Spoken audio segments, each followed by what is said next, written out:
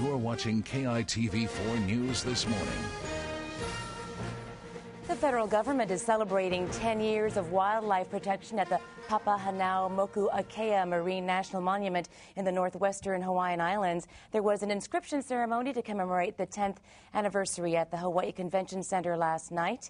And joining us now is Tom Strickland, Assistant Secretary for Fish and Wildlife and Parks, and the Chief of Staff at the U.S. Department of the Interior. Tom, first of all, thank you for being with us Good morning, early Jody. this morning. Tell us what happened last night.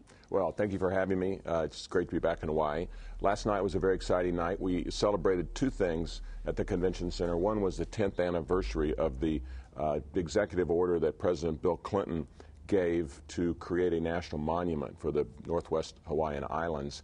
And there was a lot of joy and a lot of reflection on the importance of that step, which provided a significant level of protection for the marine resources and the ecological values of that important region.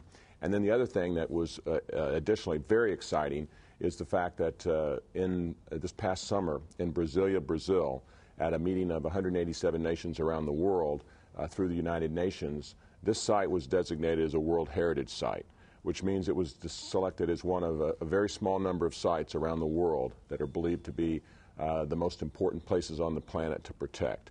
You were mentioning the Taj Mahal. Oh, it puts this area in a category with Yellowstone National Park, the Taj Mahal, other memorable places, the Machu Picchu, the Galapagos Islands. So it's the highest designation that a natural or cultural area can be given in the world, and it signifies that this is a place of value not just for a particular country, but for the entire world. So as a result of this, I think it's, first of all, it's a great honor and tribute to the state of Hawaii and the United States to have this designation, but it also carries with it an increased responsibility for us to manage this place and protect it for generations to come and for the whole planet. And what does this mean for the future, say, for the Hawaiian Islands?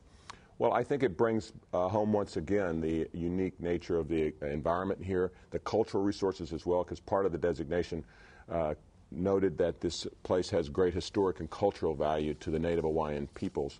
And so the challenge is to make sure that we protect and preserve it for future generations. As I said earlier, I think this will make it easier to do that because it is it's less than 1,000 sites. I think it's around 900 sites in the world. There are only 15 in the United States.